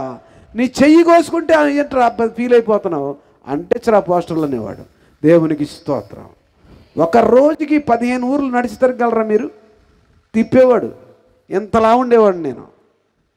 అందరూ బండోడా అనేవాడు. దేవుడు నన్ను సన్నగా చేశాడు. దేవునికి స్తోత్రం. హల్లెలూయా, ప్రైజ్ ది లార్డ్. మన ప్రభువు గొప్పవాడు. ఆమేన్, హల్లెలూయా. దేవునికి స్తోత్రం కలుగును గాక. దేవుని యొక్క ప్రణాళికను నీ జీవితంలో నువ్వు తెలుసుకోకపోతే మోషేలాగా శ్రమ పడవలసి వస్తుంది. మోషే గమనించలేకపోయాడు. ఆత్మ సంబంధమైనటువంటి జ్ఞానం లేదు. ఆత్మ సంబంధమైన జ్ఞానం అన్నవాడు ఏం చేస్తాడంటే దేవుని సన్నిధికి వెళ్ళి కూర్చుంటాడు, దేవునిని అడుగుతాడు. చాలామంది ఏం చేస్తారంటే అన్ని ప్రయత్నాలు అయిపోయినాయండి, అంతా తిరిగేసామండి, చివరికి దేవుడి దగ్గరికి వచ్చామండి. చివరికి కాదు, మొట్టమొదట్లోనే దేవుని దగ్గరికి రావాలి. మొట్టమొదటి దినముననే, శ్రమ దినమున నువ్వు కృంగిని ఎడల నీవు చేతగాని వాడు అవుతావు. నిన్ను చేతనయ్యేలాగా చేసేటువంటి దేవుడు సిద్ధంగా ఉన్నాడు. ఆయన దగ్గరకు రావడానికి నీవు సిద్ధంగా ఉన్నావా? స్తోత్రం చెప్పండి. ఉన్నారా? ఉంటే ఉన్నామండి, లేకపోతే లేవనండి. ఏదో ఒకటి చెప్పండి. మోగోళ్ళకి కూర్చోవద్దు. మోగోళ్ళు కూడా మాట్లాడుతున్నారు దేవుని కృప వల్ల. ఆమేన్, హల్లెలూయా. దేవుడు నిన్ను సఫలీకృతులుగా చేయడానికి, అంటే నీకు విజయాన్ని ఇవ్వడానికి దేవుడు సిద్ధంగా ఉన్నాడు. ఆ విజయాన్ని పొందుకోవడానికి నువ్వు సిద్ధంగా ఉన్నావా? ఒక దినాన మోషేని పిలిచాడు, ట్రైనింగ్ అయిపోయింది, రా మోషే రా అని పిలిచాడు. నిర్గమకాండము 7వ అధ్యాయంలో పిలిచాడు. పిలిచి అన్నాడు, మండుచున్న పొదలో కనపడ్డాడు దేవుడు. ఆ పొద మండుచున్నది కానీ కాలిపోలేదు. ఇదే పొద అనుకోండి. ఇప్పుడు ఇక్కడ మనం మంట పెట్టాము, ఏమవుద్ది? ఇది క్షణాల్లో బూడిదైపోద్ది. ఆ పొద మండుచున్నది కానీ కాలిపోలేదు. దాని అర్థం ఏమిటంటే, ఇశ్రాయేలు ప్రజలకు శ్రమలు విస్తరిస్తాయి కానీ వాళ్ళు లయమైపోరు. ఆమేన్ చెప్పండి. వాళ్ళు లయమైపోరు. దురాత్మలు పట్టిన వాళ్ళు చెప్పరు, దేవుని ఆత్మతో ఉన్న వాళ్ళు చెప్తారు. చెప్పండి ఆమేన్. నా జీవితంలో శ్రమలు విస్తరించినాయి కానీ నేను లయమైపోలేదు. నా మట్టుకు నేను చెప్తున్నా, శ్రమలు వచ్చినాయి. యేసు క్రీస్తుని రక్షకునిగా అంగీకరించినందుకు నడి రోడ్డు మీద హాస్పిటల్ బెడ్ మీద వదిలేసి వెళ్ళిపోయారు నన్ను. ఏమీ లేదు నా దగ్గర. యేసు క్రీస్తుని రక్షకునిగా అంగీకరించినప్పుడు నా దగ్గర ఏమీ లేదు. చిరిగిపోయిన చొక్కా, చిరిగిపోయిన లుంగి, కాళ్ళకి చెప్పులు కూడా లేవు. ఈ బైబిల్ తప్ప నా దగ్గర ఏమీ లేదు. ఎవరో ఆ బైబిల్ కూడా ఎవరో పాస్టర్ గారు ఇస్తే తీసుకున్నాను అంతే. ఎందుకు పుట్టాను, ఎందుకు బ్రతుకుతున్నాను, చనిపోతే ఎక్కడికి వెళ్తాననే ఆలోచనకి సమాధానం దొరక్క రకరకాల పూజలు చేసి నల్ల బట్టలు, తెల్ల బట్టలు, ఎర్ర బట్టలు అన్నీ అయిపోయింది. అన్ని చోట్లకు వెళ్ళి ఇండియా మొత్తం తిరిగేశారు. ఇండియాలో ఉన్న దేవతల దేవుళ్ళు చాలక ఇండోనేషియా, మలేషియా, అదేంటి బ్యాంకాక్, థాయిలాండ్లో ఒక దేవత ఉంటుంది, అక్కడికి వెళ్ళాం. ఎక్కడికి వెళ్ళినా మనశ్శాంతి లేదు. ఎవడో ఒకడు చెప్పాడు, మెళ్ళో ఏకముఖి రుద్రాక్ష వేసుకుంటే మనశ్శాంతి వస్తుంది. ఎక్కడ దొరుకుతుంది అది? హిమాలయాల్లో దొరుకుతుంది. నేపాల్ వెళ్ళి కాఠ్మండ్లో దిగి ఫ్లైట్లో నేపాల్ వెళ్ళి కాఠ్మండ్లో దిగి అక్కడి నుంచి 170 కిలోమీటర్లు ప్రయాణం చేసి హిమాలయాలకు వెళితే అక్కడ ఏకముఖి రుద్రాక్ష దొరుకుతుంది. అక్కడికి వెళ్ళాం, వేసుకున్నాం. ఒక్క రుద్రాక్ష 95వ సంవత్సరంలో 20,000. ఇప్పుడు కాదు, ఆ రోజుల్లో పొలం ఎంత? 5,000 పెడితే ఎకరం పొలం వచ్చేది కదండి. 5,000 పెడితే ఎకరం పొలం, 4 ఎకరాల పొలం పెట్టిన మెళ్ళ వేసుకున్నాను నేను. మనశ్శాంతి లేదు. మా ఇంటికి ఒక స్వామీజీ వచ్చేవాడు. ఆయన కాళ్ళు గడికి నెత్తి మీద జల్లుకుంటే 10,000 ఇవ్వాలి. మళ్ళీ ఆయన వచ్చినందుకు 1,00,000 రూపాయలు ఇవ్వాలి. ఆయన అడిగాను, ఎందుకు బ్రతుకుతున్నాము, చనిపోతే ఎక్కడికి వెళ్తామంటే ఆయన సమాధానం చెప్పలేదు. 10వ తరగతిలో, ఇంటర్మీడియట్లో అడిగాను, డిగ్రీలో గట్టిగా పట్టుకుంటే ఆయన అన్నాడు, ఏంటి వీడు ఎలాంటి మాటలు అడుగుతున్నాడు అంటే, నాకు డబ్బు లేక కాదు, లేదా ఇంకో ఏదో లేక కాదు. డబ్బు ఉంది, పొలాలు ఉన్నాయి, ఆస్తులు ఉన్నాయి, ఒక్కడే కొడుకుని, 5 తరాలకి ఒక్కడే కొడుకుని నేను. 5 తరాలకి ఒక్కడే మగ పిల్లవాడిని. ఎంత కావాలంటే అంత డబ్బు ఇచ్చేవాళ్ళు. నా 10వ తరగతిలో నా పాకెట్ మనీ 100 రూపాయలు. 1 రూపాయి ఇస్తే ఎక్కువ. 100 రూపాయలు తీసుకెళ్తే చుట్టూ ఫ్రెండ్స్ అందరూ ఉండేవాళ్ళు తినడానికి రెడీగా. అందరూ ఎంజాయ్ చేసేవాళ్ళు, ఓ గొప్పవాడిని పొగిడేవాళ్ళు. అన్నీ ఉన్నాయి కానీ మనశ్శాంతి లేదు. 22 సంవత్సరాల వయసులో డ్రగ్స్కి బానిసైపోయి, గంజాయి మత్తు పదార్థాలకు బానిసైపోయి, ఎందుకు పుట్టాను, ఎందుకు బ్రతుకుతున్నాను, చనిపోతే ఎక్కడికి వెళతాననే దానికి సమాధానం దొరక్క రాత్రులు పడుకుంటే నిద్ర పట్టక ఏం చేయాలని మా ఫ్రెండ్ని అడిగితే వాడు అన్నాడు, బార్కి వెళ్ళి ఫుల్గా తాగుదామన్నాడు. హైదరాబాద్ పంజాగుట్లో ఉండేవాళ్ళం అప్పుడు. చెన్నైలో సినిమా ఫీల్డ్ చెన్నైలో ఉండేవాళ్ళం. తర్వాత షిఫ్ట్ అయిన తర్వాత హైదరాబాద్ వెళ్ళాం. ఆ బార్కి వెళ్ళి రాత్రి ఫుల్గా తాగా నిద్ర పట్టింది. తెల్లారు లేచాం, మళ్ళీ అదే ఆలోచన, ఎందుకు పుట్టాను, ఎందుకు బ్రతుకుతున్నాను, చనిపోతే ఎక్కడికి వెడతాను, సమాధానం లేదు. బానిస అయిపోయాను, తాగుడికి బానిస. కానీ అందరిలాగా తాగేసి రోడ్ల మీద వెళ్ళేలా తిరిగేవాడిని కాదు నేను తాగినట్టు కూడా పక్కనోడికి తెలియదు పక్కనోడికి. ఎందుకంటే నా మనసులో ఉన్నటువంటి వేదనకు ఈ డ్రగ్స్ కూడా మానేసింది. అంటే ఎక్కడం మానేసింది, మొత్తం ఎక్కడం మానేసింది. గంజా తాగినాడు ఊగుతూ ఉంటాడు. అసలు నా కారు నేను డ్రైవింగ్ చేసుకుంటూ వెళ్ళిపోయేవాడిని. 15 సార్లు రైలు పట్టాల మీద పడుకుని చచ్చిపోదామని పడుకున్నా నేను. చనిపోతే ఎక్కడికి వెళ్దాం తెలుసుకుంటూ చచ్చిపోదాం లేచి వెళ్ళిపోయేవాడిని. మళ్ళీ ఈ సికింద్రాబాద్లో క్రిస్టియన్ సెమిటరీస్ ఉన్నాయి. ఆ సెమిట్రీస్ గేట్ దగ్గర నా కారు ఆపి ఆ సెమిట్రీస్లోంచి వెళ్ళేవాడిని నేను. ఆ శ్మశానంలో కాపలా ఉన్నవాడు 14 సార్లు ఏం అడగల నన్ను. 15వ బాబు నువ్వు ఎందుకు వస్తున్నావు, ఎందుకు ఆ రైలు పట్టాల మీద పడుకుంటున్నావు, ట్రైన్ వచ్చేయడానికి ఎందుకు తిరిగి వెళ్ళిపోతున్నాడు, చనిపోదామని వస్తున్నావు అంటే చచ్చిపోనాడు వాడు. చనిపోతే ఎక్కడికి వెళతానో తెలుసుకుని చచ్చిపోదామని వెళ్తున్నాను అన్నాను. వాడు క్రిస్టియన్ కదా, క్రిస్టియన్స్ సెమిటరీలో కాపలా ఉన్నాడు కదా, ఒక మాట చెప్పాలి కదా, నువ్వు చచ్చిపోకర్లేదు యేసుప్రభు నమ్ముకొని చెప్పాలా. వాడు చెప్పకుండా చచ్చిపోతున్నాడు అన్నాడు. వాడేదో నన్ను పోషిస్తున్నట్టు. మాట చెప్పడం ఈజీ, పాటించడం కష్టం. యేసుక్రీస్తుని రక్షకునిగా అంగీకరించు అనే ఒక్క మాట చాలు ఒక వ్యక్తిని రక్షిస్తుంది. ఆ ఒక్క మాటకి ఇక్కడ ఉన్నాను నేను ఈ రోజున. నేను బ్రతికి ఉన్నానంటే నువ్వేం పెద్ద పాస్టర్ గారు లాగా నువ్వు వాక్యం చెప్పే ఎక్కర్లా, అన్నీ ఏదో చేసే ఎక్కర్లా. యేసుక్రీస్తుని నీ రక్షకునిగా అంగీకరించు, ఒక దినాన నీకు సహాయం చేస్తాడని ఒక్క మాట నీవు చెప్పగలిగితే అదే బ్లెస్సింగ్. ఆ ఒక్క మాటే బ్రతికిస్తుంది. బ్రతికించే వాక్యం. వాక్యం ఏం చేస్తుంది? మనిషిని నీ వాక్యమే నన్ను బ్రతికించును, బాధలను నాకు నెమ్మదినిచ్చేది. నీ వాక్యమే నన్ను బ్రతికించెను, బాధలలో నెమ్మదినిచ్చెను. నీ వాక్యమే నన్ను బ్రతికించెను. ఈజీగా తీసేయద్దు. దేవుని యొక్క వాక్యాన్ని ఈజీగా తీసేస్తే నీ జీవితంలో ఒక రోజున తీసివేయబడతావు పరలోక రాజ్యం నుంచి. ఎవరైనా చెప్పినప్పుడు విని అంగీకరించి దాని చిత్త ప్రకారంగా జీవించడానికి నీ జీవితాన్ని దేవునికి సమర్పించుకొని ఒక నిబంధన చేసుకో. దేవునితోటి నిబంధన చేసుకున్నాను నేను. ఎప్పుడు వెంటనే కాదు, జీవితం ఇలాగే జరుగుతుంది. డ్రగ్స్కి బానిస అయిపోయాను. నా బాడీ మొత్తం కూడా ఆల్కహాల్ అయిపోయింది. ఏం చేయాలో తెలీదు. నన్ను అపోలో హాస్పిటల్ డాక్టర్ గారి దగ్గరికి తీసుకెళ్లారు. ఆ డాక్టర్ గారు అన్నాడు, ఒకవేళ వీడు డ్రగ్స్ మానేస్తే చచ్చిపోతాడు, ఈ డ్రగ్స్ సేవించడం మానేస్తే చనిపోతాడని చెప్పి డిక్లేర్ చేసి మేమేం చేయలేమని చెప్పి అన్నారు. జీవితాంతం వీడు బ్రతికినంత కాలం డ్రగ్స్తోనే బ్రతకాలి, ఎందుకంటే నా బాడీ మొత్తం ఆల్కహాల్ అయిపోయింది. బ్లడ్ ఏం కనపట్ల. 2 సంవత్సరాలలో విపరీతమైనటువంటి మానసిక వేదనకు గురయ్యాను. శరీరాన్ని పాడు చేసుకున్నాను.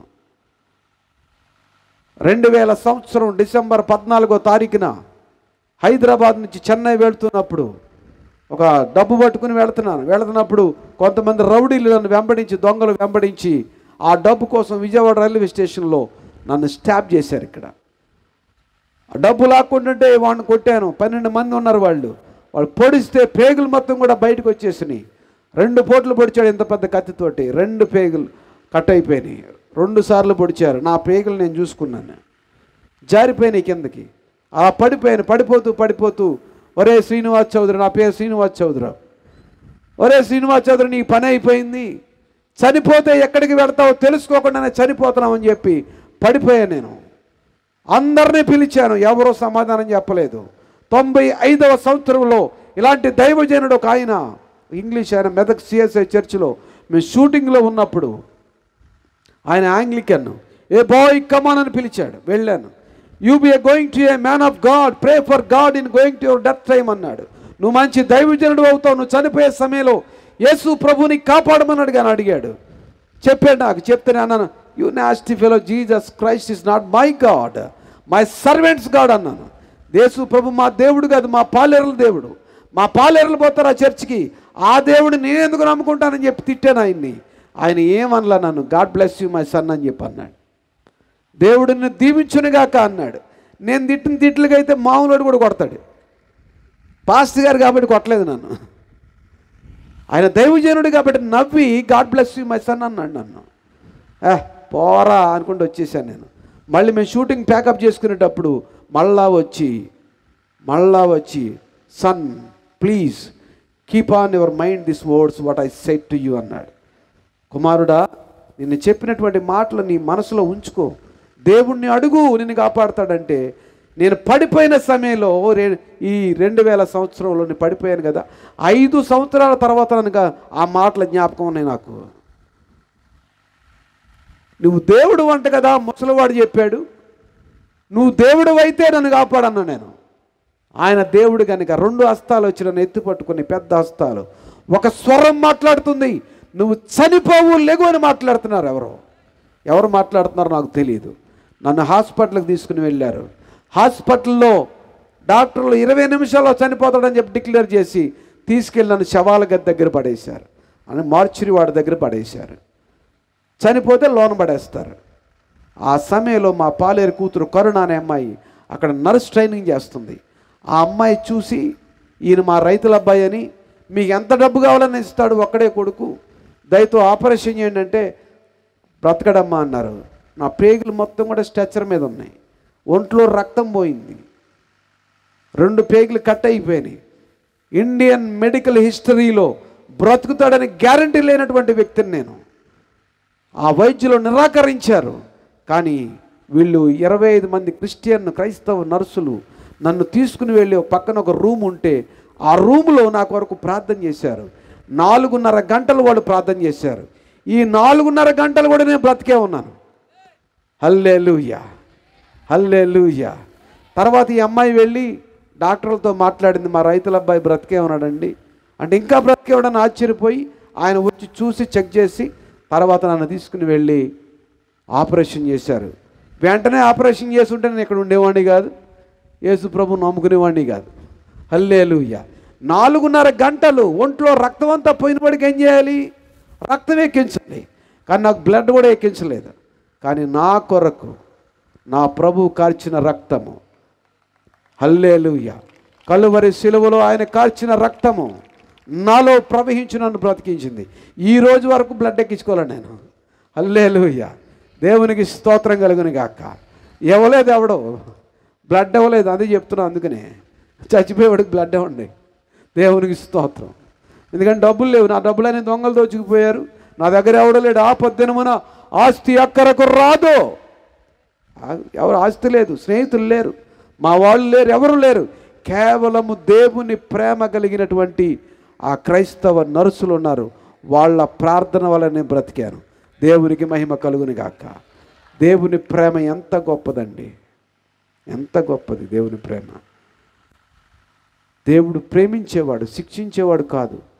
శిక్షించేవాడైతే ఆయన శిక్షకు గురయ్యేవాడు కాదు. దేవుడు శపించేవాడు కాదు, శాపము నుంచి విడిపించేవాడు. శాపగ్రస్తమైన నా జీవితాన్ని ఆయన విడిపించాడు. ఆయన నామానికి మహిమ కలుగును గాక. హల్లెలూయా. మీ జీవితాల్లో ఉన్నటువంటి శాపాన్ని తీసివేయడానికి యేసుక్రీస్తు వారిని శాపంగా మార్చాడు. పాపం మెరుగునే ఆయన మన కోసం పాపముగా మార్చబడ్డాడు. హల్లెలూయా. ఏ శిక్షకు పాత్రుడు కాదు, మనము పాత్రులము. అవిధేయతనే పాపము, మన పితరులు చేసిన పాపం ద్వారా మనకు శిక్ష వచ్చింది. సర్వ పాప పరిహారార్థం రక్త ప్రోక్షణం అవశ్యం, తద్రక్తం పరమాత్మేన పుణ్యదాన బలియాగమని అనేకమైన గ్రంథాలు చెప్తున్నాయి. నా చిన్నతనంలో మా తాత అన్ని గ్రంథాలు చదివించేవాడు. ఉదయం 5 గంటలకల్లా ఫ్యామిలీని పిలిచి సంవత్సరానికి 12 మేకపోతులను బలిచ్చేవాడు. ఎందుకు తాత బలిస్తుంటే మన పాపాలు పోవాలరా అని. మేకల యొక్క కోడల యొక్క రక్తం వలన పాప క్షమాపణ కలుగది కానీ ఈ రక్తం వలన, అనగా యేసు రక్తము వలన పాప క్షమాపణ కలుగునని సామాన్యముగా చెప్పవచ్చునంటాడు అపోస్తలుడైన పౌలు. దేవునికి స్తోత్రం కలుగును గాక. మనం చూస్తూ ఉంటాం, బలిస్తూ ఉంటారు. ఎందుకు బలిస్తున్నారు? దేనికి బలిస్తున్నారు? పాపాలు పోవడానికి. పాపాలు పోవడానికి కోడులు, మేకలు, రకరకాల బలి ఇవ్వక్కర్లేదు. ఆ ఒక్కసారే బలిగా అర్పించాడు యేసు ప్రభు వారిని దేవుడు. ఆ పరిశుద్ధ రక్తము, ఆ పరిశుద్ధుడైనటువంటి దేవుని యొక్క కుమారుని యొక్క రక్తము మనలను పవిత్రులుగా చేస్తుంది. యేసు రక్తము ప్రతి పాపముల నుండి మనలను పవిత్రులుగా చేయను. ఆమేన్, హల్లెలూయా. ఎవడో చేయలేడు, నేను చేయలేను, నేను ఇంకొకటి చేయలేడు. డబ్బు ఉన్నది డబ్బు చేయలేదు. మనకి జీవాన్ని ఇచ్చేటువంటి దేవుడు, మనల్ని బ్రతికించే దేవుడు, మనల్ని లేవనెత్తే దేవుడు, మనల్ని ఆయన స్వరూపమందు ఆయన పోలిక చొప్పున చేసుకుంటే, మానవులనేమో దేవుడేమో ఆయన స్వరూపంలో ఆయన పోలిక చొప్పున చేసుకుంటే, మానవులు ఇంకో దాన్ని పోలిక చేసుకుని నువ్వే దేవుడు అంటాడు. పిచ్చే కింద. హల్లెలూయా. ఏం చేస్తాను, నేను వెళ్ళి విసిగిపోయి చచ్చిపోదాం అనుకున్నటువంటి నన్ను రక్షించి ఆయన జీవాన్ని, ఆయన వెలుగును చూపించాడు. దేవునికి స్తోత్రం. 12 సంవత్సరాలు వెళ్ళి అయ్యప్ప మాల వేసుకుని శబరిమల. ఎందుకు వెళ్ళాను నాకైతే. 40 రోజులు భక్తి. 40 రోజులు అయిపోయిన తర్వాత ఫుల్గా తాగి పడిపోయాడు. 40 రోజులు భక్తి. కొంతమంది చేస్తున్నారు మనోళ్ళు 40 రోజులు భక్తి కాదు. నువ్వు బ్రతికిన నాళ్ళు భక్తి చేయాలి. నువ్వు బ్రతికిన నాళ్ళు దేవునికి నమ్మకంగా ఉండాలి. కడ వరకు నమ్మకంగా ఉండము, నేను నీకు జీవ కిరీటం ఇచ్చిందని అంటాడు దేవుడు. ఆమేన్. హల్లెలూయా. కడ వరకు నమ్మకంగా ఉండు. ఆదివారం కాదు, ఆదివారం చర్చి, సోమవారం బారు. ఎందుకు వచ్చిన భక్తి? క్రిస్టమస్ క్యాంప్ ఇంటి మీద స్టారు, ఇంట్లో బారు. భార్యతో అంటాడు ఒకడున్నాడు మా దగ్గర, ఏమే కిస్మిస్ పండగ కూడా తాగనివ్వను నన్ను అంటాడు. కిస్మిస్ పండగ అంటే వాడు తాగుతాడంట. అంటే యేసుప్రభు వారు జన్మించింది వాడు తాగటానికా? వాడు ఎంజాయ్ చేయడానికా? తాగి పడిపోవడానికా? రక్షించడానికి వచ్చాడా? వీడు తాగి పడిపోవడానికి వచ్చాడా? పోనీ ఆదివారం తాగని సాయంత్రం పొద్దున్న చర్చికి వెళ్ళాం కదా అంటాడు ఒకడు. వీళ్ళందరూ మా బ్యాచ్ ఉన్నారు అక్కడ విజయవాడలో. అయ్యగారు మేము చూస్తేనే భయం వేస్తా అంటాడు. నన్ను చూస్తే భయపడతామేంటారు? దేవునికి భయపడు. నువ్వు, నిన్ను ఆశీర్వదిస్తాడు దేవుడు, నీ కుటుంబాన్ని ఆశీర్వదిస్తాడు. నాకు చూసి ఎంతకాలం భయపడతావు నువ్వు? ఒకరోజు భయపడతావు, వారం రోజులు భయపడతావు, తర్వాత ఏంటంటే అనుకుంటావు. అంతేనా? దేవునికి భయపడితే ఆ స్త్రీలు దేవునికి భయపడ్డారు. హల్లెలూయా. నిర్గమకాండములో ఆ స్త్రీలు దేవునికి భయపడితే దేవుడు ఆ మంత్రసానులను ఆశీర్వదించెను. హల్లెలూయా. నిర్గమకాండం 1వ అధ్యాయంలో ఉంటుంది, చూసుకోండి. సమయం లేదు, అయిపోతుంది తొందరగా. హల్లెలూయా. దేవుడు ఆ స్త్రీలను ఆశీర్వదించెను. దేవునికి భయపడితే నిన్ను ఆశీర్వాదం వస్తుంది. భయపడడం వణకడం కాదు, ఇది కాదు. నిజంగా హృదయాంతరంగం నుంచి దేవుడు చూస్తున్నాడని, దేవుడు మనల్ని ఆశీర్వదిస్తాడని, దేవుని అందలి భయభక్తులు కలిగి, యెహోవా యందలి భయభక్తులు కలిగి ఉండుట జ్ఞానమునకు మూలము. జ్ఞానమై ఉన్న యేసు క్రీస్తు వారిని నీకు అనుగ్రహించడానికి దేవుడు సిద్ధంగా ఉన్నాడు. పొందుకోవడానికి నువ్వు సిద్ధంగా ఉన్నావా? పొందుకోవడానికి సిద్ధంగా ఉన్నావా? చెప్పండి. సిద్ధంగా ఉన్నారా? చెప్పండి. సిద్ధంగా నేను ఎదోడు చెప్పండి అమ్మా. మీకు తెలుగు రాదే ఏంటి అన్నా? పేసింగ్లా పురియాదా? తమిళ్లో మాట్లాడతా పోనీ చెప్పండి, ఏదోడు చెప్పండి. జీవము కలిగినటువంటి యేసు ప్రభువారిని దేవుడు మన కొరకు బలిగా చేశాడు. ఆయన రక్షించడానికి, మనల్ని జీవాత్మలోకి నడిపించడానికి దేవుడు సిద్ధంగా ఉన్నాడు. మీరు సిద్ధంగా ఉన్నారా? ఇప్పటికీ అర్థం కాలేదు. ఓరి నాయన, యేసయ్యా, ఆమెన్ చెప్పండి. నవ్వుతారేంటి ఏదోడు చెప్పకుండా? సిద్ధంగా ఉన్నామయ్యా, దేవుడు మమ్మల్ని ఆశీర్వదించాలయ్యా. ఎందుకు వచ్చారు మీరు ఇక్కడికి? మీరు చెప్పండి, ఎందుకు వచ్చారు ఇక్కడికి? దేనికి వచ్చారు చెప్పండి? కాసేపు పాటలు విని కాసేపు చల్లటి గాలిలో కూర్చోడానికి వచ్చారా? ఆశీర్వదించబడడానికి వచ్చారు. ఆశీర్వాదానికి వారసులగుటకు మీరు పిలువబడినటువంటి వారు. ఆశీర్వదించే దేవుని యొక్క యేసు క్రీస్తు యొక్క రక్తములో విమోచించబడి, ముద్ర వేయబడి, పరలోక రాజ్యానికి వారసులగటానికి మీరు ఇక్కడికి వచ్చారు. అవునా కాదా? చెప్పండి. దీనికి సమాధానం లేదు. ఓరి నాయనా, స్తోత్రం చెప్పండి. హల్లెలూయా. ఆకలేస్తుందా? ఆకలేస్తే పారిపోండి, అందరూ లేచి నిలబడదాం. హల్లెలూయా, హల్లెలూయా. ఆశీర్వాదానికి వారసులగుటకు మీరు పిలువబడ్డారు. దేవుని యొక్క జీవాత్మను పొందుకోవడానికి మీరు పిలువబడ్డారు. దేవుని యొక్క జీవము కలిగినటువంటి ఆయన సన్నిధిలో నిత్యము జీవించడానికి పిలువబడ్డారు. ఆమేన్. హల్లెలూయా. దేవునికి స్తోత్రం కలుగును గాక. హల్లెలూయా. ఎవరు మళ్ళీ ఆడు వెళ్ళిపోతున్నాడు ఇప్పుడే. అరే ఇటు రారా, నువ్వు నిలబడరా, 5 నిమిషాలు నిలబడరా, అయిపోలేరా. దేవునికి స్తోత్రం. ఈ సమయంలో ఎవరు కదలవద్దు. ఇది ఆశీర్వదించబడే సమయం, ఇది మీరు దీవించబడే సమయం. దేవునికి మిమ్మల్ని మీరు అప్పగించుకోండి దేవునికి. అప్పగించుకుంటే ఆశీర్వదించబడతారు. తప్పించుకుంటే మాత్రం ఎవడో ఏం చేయలేడు. యేసు ప్రభు కూడా ఏం చేయలేడు. దేవునికి స్తోత్రం. హల్లెలూయా. అప్పగించుకున్నాడు దేవుడితోటి. అబ్రహాముతోటి దేవుడు నిబంధన చేశాడు. అబ్రహాం అడిగాడు, నీవెవడు ప్రభు అంటే, నేనే దేవుడునంటే ఒక నిబంధన చేసుకున్నాడు అబ్రహాము. యేసేపు ఒక నిబంధన చేసుకున్నాడు. యేసేపుకు విరోధంగా రూపింపబడిన ఏ ఆయుధము కూడా వర్ధలలేదు. హల్లెలూయా. చెరసాల్లోకి వెళ్ళాడు, బానిసగా వెళ్ళాడు. కానీ ఒక దినాన దేవుడు తీసుకుని వచ్చి నిబంధనలో ఉన్నాడు కనుక తీసుకొచ్చి ప్రధానమంత్రిని చేస్తే వందనము చేయుడని అందరూ పలుకుతున్నారు. దేవునికి స్తోత్రం. దావీదు దేవుడిని స్తుతించాడు, దేవుడిని ఆరాధించాడు. అహంకారమైన మనసు లేదు. సౌలు తనను తరిమినప్పుడు కూడా, ఆ సౌలు చనిపోయినప్పుడు ఆ పర్వతం మీదకు వెళ్ళి ఆ పర్వతాన్ని గిల్బోవా పర్వతాన్ని దావీదు శపించినప్పుడు ఆ పర్వతం మీద ఇప్పటికీ ఒక గడ్డి మొడుగు మొలదు. అంటే దావీదు యొక్క మాటను దేవుడు స్థిరపరిచాడు. నీ మాటను కూడా స్థిరపరుస్తాడు. దావీదుని తరమాలని చూసినటువంటి ఆ సౌలు రాజుని దావీదు క్షమించాడు. హల్లెలూయా. చంపగలను అని చెప్పాడు కానీ చంపలేదు. అసూయ, ద్వేషము, కలహము, మత్సరము ఇవన్నీ కూడా మీ హృదయాంతరంగంలో తీసివేయండి. అవన్నీ తీసేస్తే, గర్వము తీసేస్తే, హల్లెలూయా. కొంచెం సౌండ్ పెట్టు. నీ సౌండ్ నాకు వినపట్లేదు నాన్న, కొద్దిగా పెట్టు సౌండ్. హల్లెలూయా, హల్లెలూయా.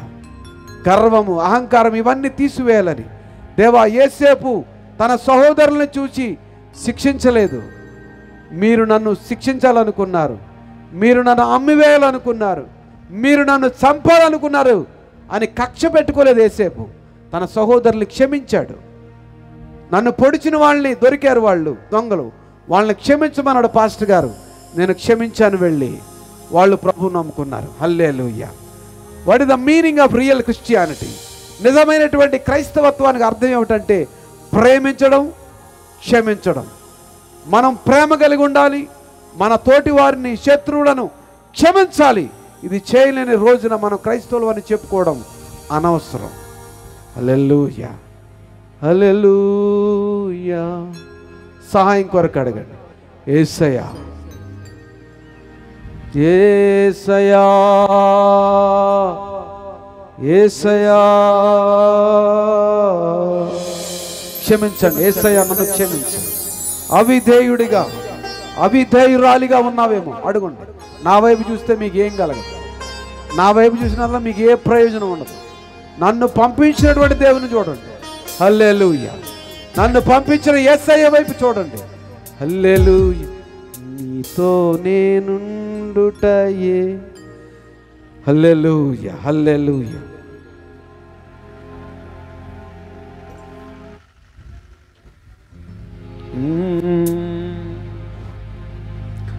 నీతో నేనుండుటయే జీవిత వాంఛయ్యా. నీ చిత్తం నెరవేర్చుటయే హృదయ తపనయ్యా. నీతో నేనుండుటయే జీవిత వాంఛయ్యా. నీ చిత్తం నెరవేర్చుటయే హృదయ తపనయ్యా. నీతో నేనుండుటయే జీవిత వాంఛయ్యా. నీ చిత్తం నెరవేర్చుటయే హృదయ తపనయ్యా. యేసయ్యా నిన్నే కదా నా ముందు నిలిపేను. యేసయ్యా నిన్నే కదా నా ముందు నిలిపేను. నేనుండుటయే జీవిత వాంఛయ్యా, నీ చిత్తం నెరవేర్చుటయే హృదయ తపనయ్యా. మా కొరకు అన్నీయు చేయువాడా, చేసి ముగించువాడా, మా కొరకు అన్నీయు చేయువాడా, చేసి ముగించువాడా, మా బరువు మా బాధ్యత, మా బరువు మా బాధ్యత, నీ పాద చెంత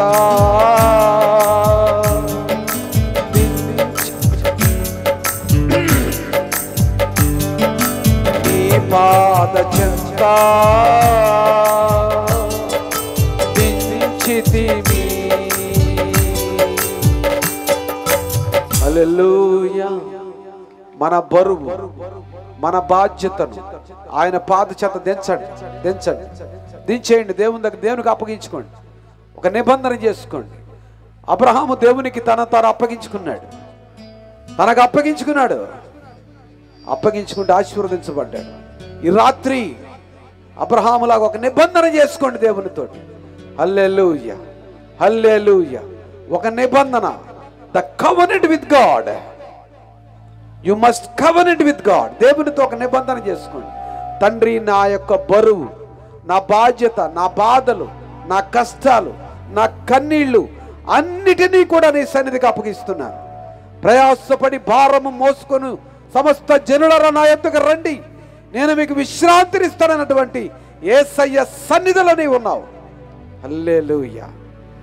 ఆయన ఆశీర్వదిస్తాడు, ఆయన బలపరుస్తాడు, ఆయన బలమైన సన్నిధిలో నిన్ను నిలవబెడతాడు.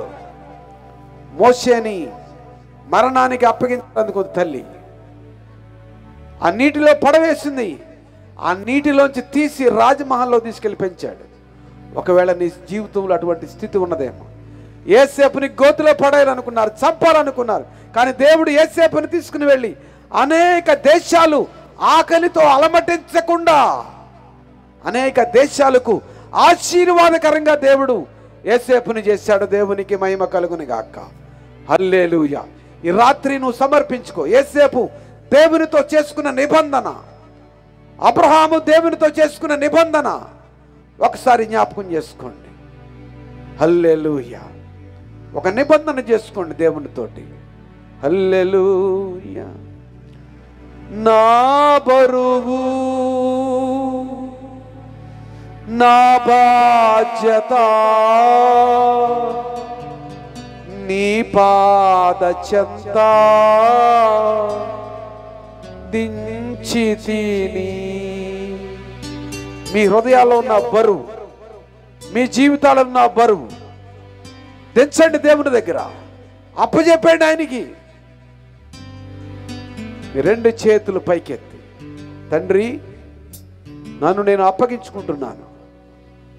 నా బాధ్యతను, నా బరువును, నా కుటుంబ బాధ్యత బరువు నా తండ్రి అయిన మీకే అప్పగిస్తున్నాను.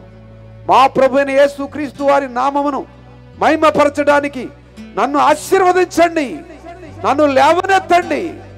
చావు గోత నుంచి లేవనెత్తినటువంటి దేవుడు, చెరసాలలో ఉన్నటువంటి యేసేపును విడిపించి ఉన్నతమైనటువంటి స్థానానికి హెచ్చించినటువంటి దేవుడు. అదే దేవుడు నిన్న నేడు నిరంతరము ఏకరీతిగా ఉన్న దేవుడు. యెహోవా నేను మార్పు లేని వాడను గనుక మీరు లయము కాకుండా ఉన్నారంటున్నాడు. హల్లెలూయా. ఆశీర్వదించే దేవుడు, బలపరిచే దేవుడు నీకు తోడుగా ఉన్నాడు. ఆ బలము పొందుకోవడానికి, ఆయన బలాన్ని ఇవ్వడానికి సిద్ధంగా ఉన్నాడు. పొందుకోవడానికి సిద్ధంగా ఉన్నావా? హల్లెలూయా, హల్లెలూయా, హల్లెలూయా. నన్ను బలపరచు అని అందే నేను సమస్తము చేయగలనన్నటువంటి అపోస్తలుడైన పౌలు యొక్క మాటలను గుర్తు తెచ్చుకోండి. నీ పాద చెంత నించితిని, నీతో నేనుండుట. ఆయనతో ఉండడం మన జీవిత వాంఛ. ఆ జీవిత వాంఛ అయినప్పుడు ఆయన నీ పక్షంగా పోరాడటానికి ఎల్లప్పుడూ సిద్ధంగా ఉంటాడు. పోరాడే వానితో ఉండడానికి నువ్వు సిద్ధంగా ఉన్నావా? నీ పోరాటాన్ని ఆయనకు అప్పగించుకో. ఓ యేసయ్యా, నీతో నేనుండుటయే జీవిత వాంఛయ్యా,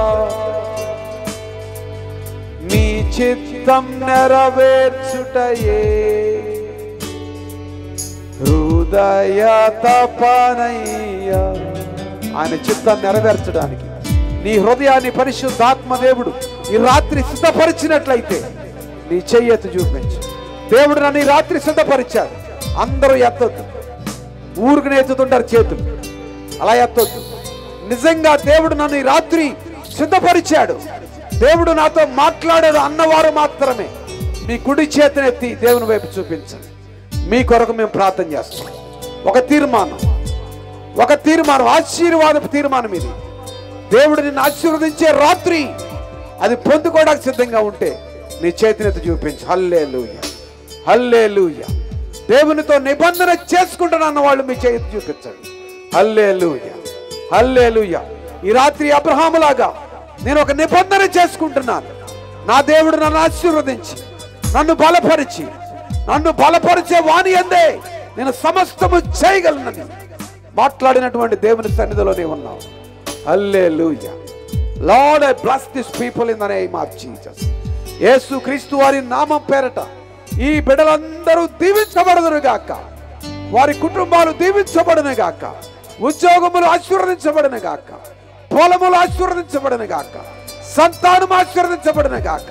బలమైన మీ ఆత్మ సన్నిధిలో వారందరినీ ఆశీర్వదిస్తున్నాం యేసు క్రీస్తు వారి నామమున.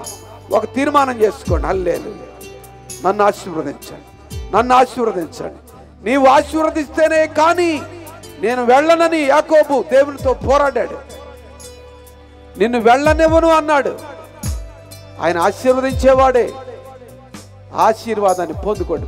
హల్లెలూయా, హల్లెలూయా. ఒక తీర్మానం, నీతో ఉండాలి ప్రభువా సదాకాలము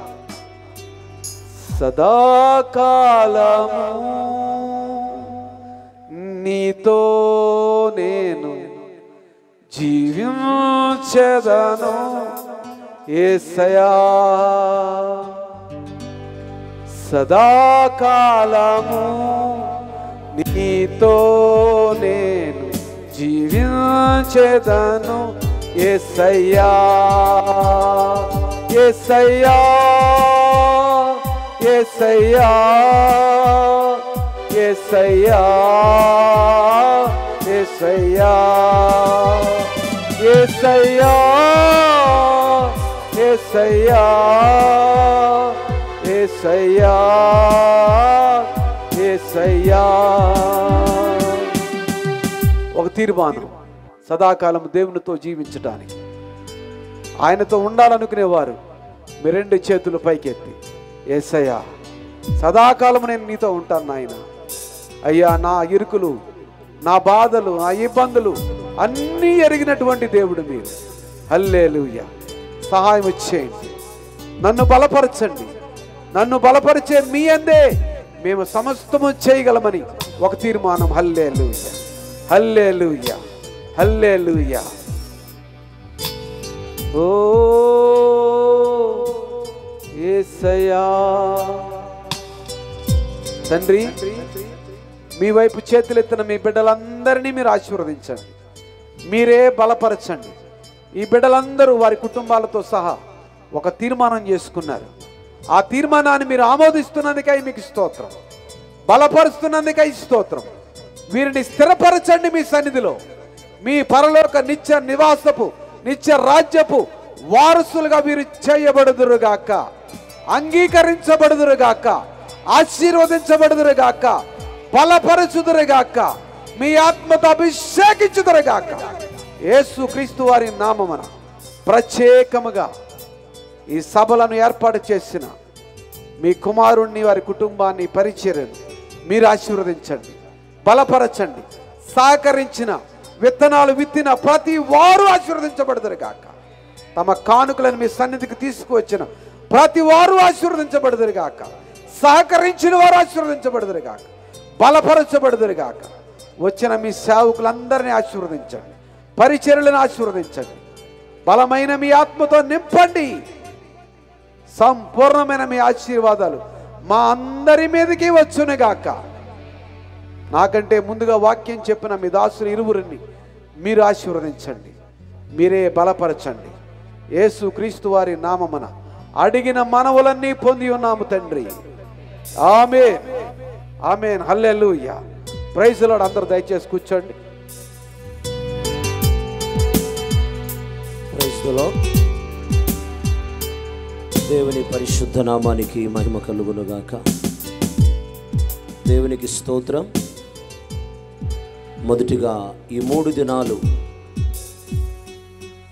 యేసు ప్రేమ సువార్త స్వస్థత పండుగలు మహిమకరముగా జరిగించినటువంటి దేవునికి 2 చేతులు పైకెత్తి స్తోత్రాలు చెల్లిద్దాం. స్తోత్రం చెప్పండి అందరూ కూడా. హల్లెలూయా, హల్లెలూయా, హల్లెలూయా, హల్లెలూయా, హల్లెలూయా, హల్లెలూయా, హల్లెలూయా, హల్లెలూయా. గట్టిగా చప్పట్లు కొట్టి ప్రభునామాన్ని గణపరచుదాం. గట్టిగా గట్టిగా గట్టిగా గట్టిగా. సమస్తమైన మహిమ ఘనత ప్రభావముల దేవదేవునికే కలుగునుగాక.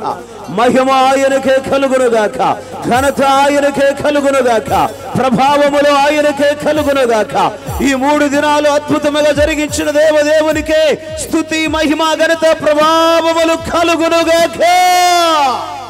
Praise the Lord. హల్లెలూయా. దేవునికి స్తోత్రం. దేవుడు తన ఉచితమైన కృపతో ఆయన మనలను కనికరించి మన ఎడల ఆయన కృప చూపించి ఈ 3 దినాలు మహిమకరముగా జరగటానికి ప్రభు సహాయం చేశాడు. దేవునికి స్తోత్రం. హల్లెలూయా. ఈ రాత్రికాల సమయంలో మంచి సందేశమును అలానే వారి యొక్క సాక్ష్యాన్ని పంచుకొని ప్రభు సన్నిధిలో ఒక ధ్యానపూర్వకమైనటువంటి హృదయపూర్వకమైన ఆరాధనలు నడిపించి ఆధ్యాత్మికంగా బలపరిచి ప్రజలకు అవసరమైనటువంటి మాటలు దేవుని ఆత్మ ద్వారా అందించినటువంటి దైవజనులు, పెద్దలు, అభిషిక్తులు, తండ్రి సమానులు జాన్సన్ అయ్య గారికి మా కుటుంబం తరపున, సంఘం తరపున హృదయపూర్వకమైన శుభాభివందనాలు తెలియజేస్తూ ఉన్నాం. దేవునికి స్తోత్రం. మహిమ యేసుకే కలుగునుగాక. ఆ ప్రకారం ఇంకా ఆయా ప్రాంతాల నుంచి వచ్చినటువంటి దైవజనులు, ప్రియమైన దేవుని ప్రజలరా, యాకోబు అయ్య గారు తిమ్మనపాలెం నుంచి, ఇజ్రాయెల్ అయ్య గారు ఎండ్లూరు నుంచి, బాబురావు అయ్య గారు, అబ్రామ్ అయ్య గారు, చిన్న అయ్య గారు, అలానే సమయల్ అయ్య గారు, ఇతర సేవకులు, యోహాను గారు, అందరూ, నెహెమ్యా గారు, కిషోర్ గారు, జాషువా గారు. అన్న మీ పేరు?